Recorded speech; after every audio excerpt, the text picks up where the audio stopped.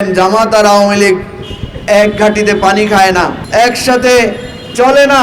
জামাত এবং আওয়ামী লীগ মিলে কেউ বলেছিল তত্ত্বাবধায়ক সরকার, কেউ বলেছিল কেয়ারটেকার সরকার।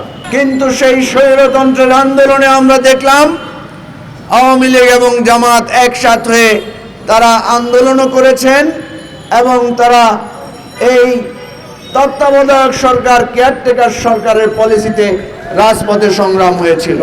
এই তত্ত্বাবধায়ক সরকার অধীনে বাংলাদেশে 3টি নির্বাচন হয়েছে, আর একটি নির্বাচন হয়েছে তত্ত্বাবধায়কের নামে মূলত সেনা সমর্থিত একটি সরকারের মাধ্যমে।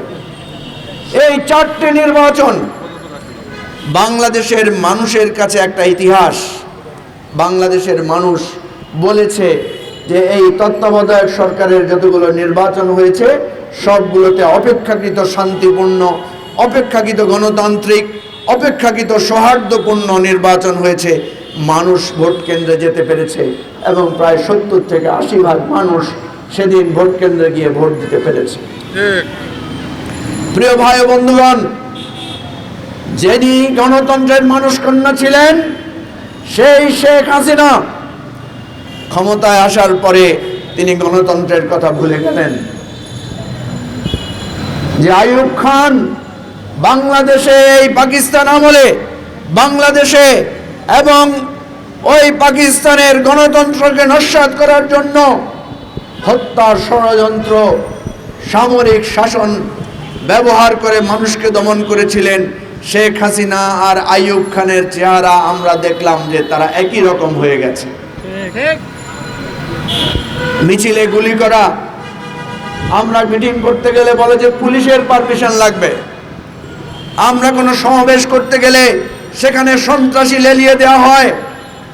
আপনারা দেখেছেন কিভাবে 28শে অক্টোবর আমাদের মঞ্চ ভাঙচুর করা হয়েছে, কিভাবে আমাদের ভাইদেরকে আহত করা হয়েছে, কিভাবে 28শে অক্টোবর বিএনপির সমাবেশে হামলা করে পুরো সমাবেশ বন্ধ করে দেওয়া হয়েছে।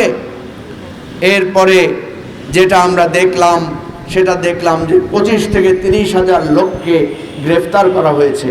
রাতের অন্ধকারে প্রত্যেক বাড়িতে বাড়িতে গিয়ে রাজনৈতিক কর্মীদের উপরে অবর্ণনীয় জুলুম শোষণ করা হয়েছে।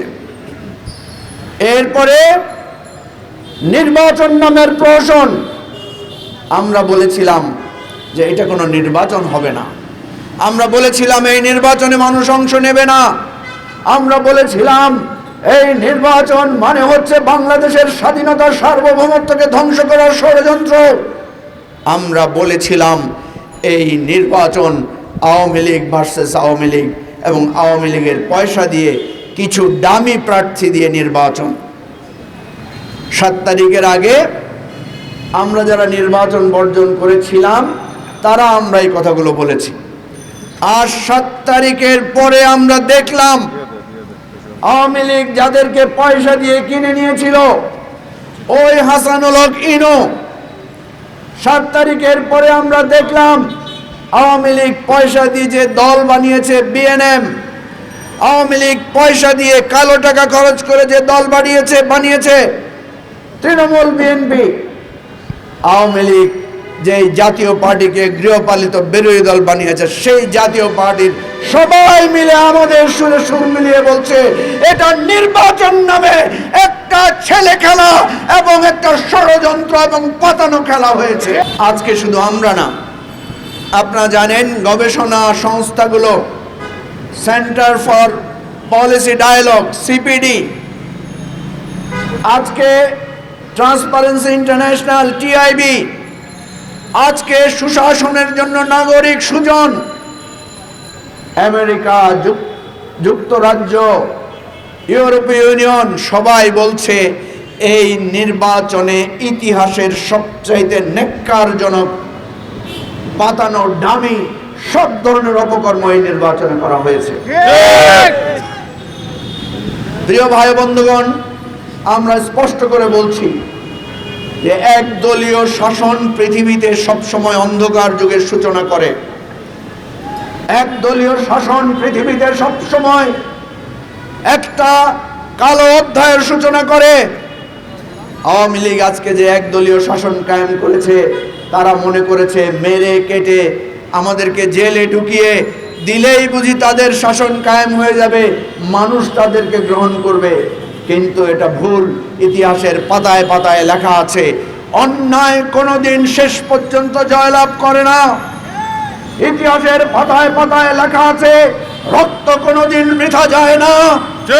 ইতিহাসের পাতায় পাতায় লেখা আছে, মেহনতি মানুষের সংগ্রাম শেষ পর্যন্তই বিজয়ী হয়।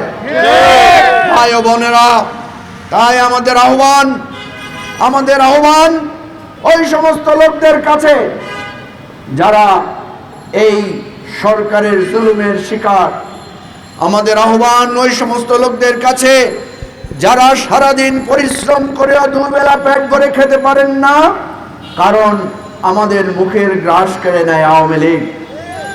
আমাদের আহ্বান তাদের কাছে যারা সন্তানের বেতন দিতে পারেন না, আমাদের আহ্বান তাদের কাছে যার একটা সুন্দরী মেয়ে থাকলে ছাত্রলীগের নির্যাতনের ভয়ে তিনি তটস্থ থাকেন। আমাদের আহ্বান সেই সাংবাদিক বন্ধুদেরকে যারা অন্যায়ের বিরুদ্ধে রিপোর্ট করার কারণে সাগর রুনিকে হত্যা করে তার শিশু সন্তানকে এতিম করা হয়েছে। আমাদের আহ্বান সেই সমস্ত জনগণের কাছে যারা দ্রব্যমূল্যে আজকে যাদের আমাদের আহ্বান ওই সমস্ত মজলুম মানুষদের কাছে যারা এই তীব্র শীতের মধ্যেও যাদের একটু মাথা গোজার ঠাঁই নাই। কিন্তু ভাই, বেগম পাড়ায় ঠিক তো বাড়ি বানাইছেন আপনারা, কিন্তু ভাই নির্বাচনের সময় আমরা দেখলাম কিছুদিন আগে পত্রিকায় নিউজ এসেছে, পৃথিবীর যারা সর্বশ্রেষ্ঠ ধনী তাদের কার সম্পদ কত গুণ বেড়েছে তার একটা হিসাব দিয়েছে। সেখানে দেখলাম বিশ্বের বড় বড় ধনীদের কারো 8 থেকে 10 গুণের সম্পদ বেশি বাড়ে নাই। দেখছেন না আপনারা? কিন্তু নির্বাচনের সময় হলফনামায় আমরা দেখলাম এই আওয়ামী লীগের চোর বাটপারদের সম্পদ কারো কারো শত শত হাজার গুণ সম্পদ বেড়েছে। আমার কৃষক খেতে পায় না, আমার রিকশাওয়ালা পেঁয়াজ কিনতে পারে না, আমার শ্রমিক সন্তানের বেতন দিতে পারে না। আওয়ামী লীগের চোর বাটপাররা কিভাবে কানাডায় বেগম পাড়ায় বাড়ি করে? সুতরাং এদেরকে ছাড়া যাবে না, সুতরাং এদেরকে ছাড় দেওয়া যাবে না। এদের ক্ষমতার মসনদ ভেঙে গড়িয়ে দিতে হবে। গরিব মানুষ যখন অ্যাকশনে নামে, গরিব মানুষ যখন লড়াই করতে নামে, পৃথিবীর ইতিহাস বলে সেই লড়াইয়ে কখনো পরাজয় আসে না, সেই লড়াইয়ে বিজয় আসে। ভাই ও বন্ধুগণ, তাই আমাদের অনুরোধ, লড়াইয়ের প্রস্তুতি নেন। ওই রাস্তায় শুয়ে থাকা মেহনতি মানুষ, ওই আমার সারাদিন পরিশ্রম করা রিকশাওয়ালা, ওই সন্তানের বেতন দিতে না পারা মজলুম মানুষ, সাগর রুনির হত্যাকাণ্ডের বিচার না পাওয়া ওই অধীর কষ্ট পাওয়া মানুষগুলো, মেয়ের ইজ্জত লুণ্ঠিত হওয়া ছাত্রলীগের সন্ত্রাসীদের বিরুদ্ধে প্রতিবাদী মানুষগুলো, আসেন আমরা সবাই জোট বাঁধি, আমরা সবাই একসাথ হই, জনগণের বিক্ষোভ এবং মিছিল থেকে এই অবৈধ প্রতারক সরকারকে আমরা নামিয়ে ছাড়বো ইনশাআল্লাহ। আমাদের সেই সংগ্রামে আপনারা শামিল হবেন, সেই আহ্বান নিয়ে আজকে আমরা মিছিল করব। সবাইকে ধন্যবাদ। আসসালামু আলাইকুম।